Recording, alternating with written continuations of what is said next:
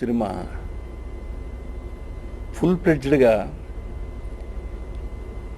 పూర్తి సంపూర్ణాహారం అంటారు, అంటే అన్నీ కలిసి ఉంటే అది ఫుల్ ప్లెడ్జ్డ్ మీల్, అది తిన్నట్టుగా నాకు అనిపించింది.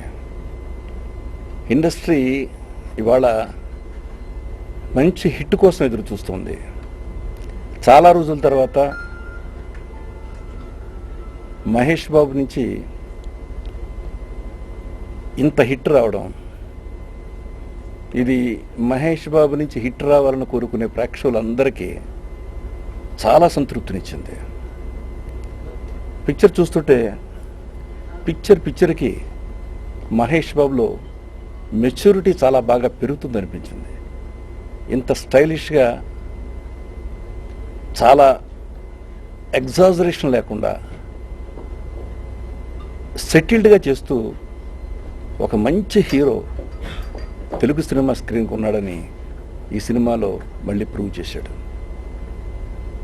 ఇక స్క్రిప్ట్ విషయంలోనూ, టేకింగ్ విషయంలోనూ చాలా ఇంటెలిజెంట్ స్క్రీన్ ప్లే చేశాడు సీను. చాలా ఇంటెలిజెంట్ స్క్రీన్ ప్లే. ఎందుకంటే ఒక యాక్షన్ సినిమాలో కామెడీని మిక్స్ చేయగలగడం అనేది చాలా కష్టమైంది. జనరల్గా ఇలాంటి సినిమాలు చాలా సీరియస్గా వెళ్ళిపోతాయి. కానీ సబ్జెక్ట్ తీసుకున్నది సీరియస్ సబ్జెక్టు, దాన్ని చెప్పడంలో ఎంత ఎంటర్టైన్మెంటు మిక్స్ చేశాడో. చాలామంది ఆర్టిస్టులు పిక్చర్లో, ఆల్మోస్ట్ ఇండస్ట్రీలో ఉన్న అందరు ఆర్టిస్టులు దీంట్లో ఉన్నారు. ఇంతమంది ఆర్టిస్టుల్ని ఎక్కడ ఉపయోగించుకోవాలో, వాళ్ళకి ఈ ఆర్టిస్ట్ వేస్ట్గా పెట్టారు సినిమాలో అనే మాట లేకుండా ప్రతి ఆర్టిస్ట్కి ఒక పర్పస్ అనిపించింది.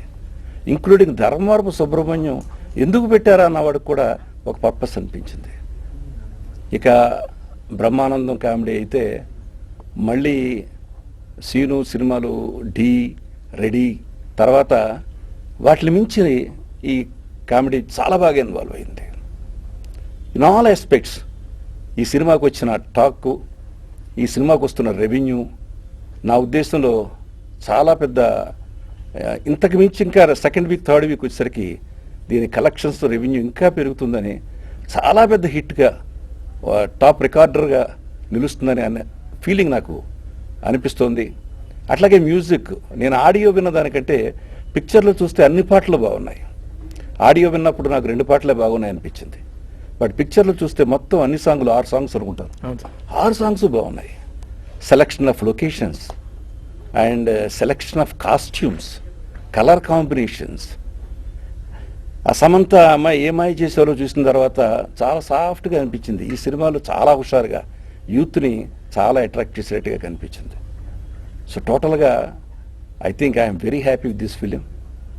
డెఫినెట్గా మళ్ళీ తెలుగు సినిమా ఇండస్ట్రీకి చిన్న హోప్, ఎందుకంటే సక్సెస్ లేకుండా అలాడుతున్న సమయంలో ఒక మంచి హిట్ రావడం అనేది, ఇది సీను వైట్లకి, నిర్మాత రాము గారికి, అట్లాగే మహేష్ బాబుకే కాకుండా ఇండస్ట్రీకి మంచిది. ఇది ఎగ్జిబిటర్స్ ఎప్పటి నుంచో ఎదురు చూస్తున్నారు మంచి సినిమా, హిట్ సినిమా రావాలని. వాళ్ళకి, డిస్ట్రిబ్యూటర్స్కి, అందరికీ ఈ సినిమా చాలా అవసరం. Really I congratulate the artist, technicians and the entire unit of this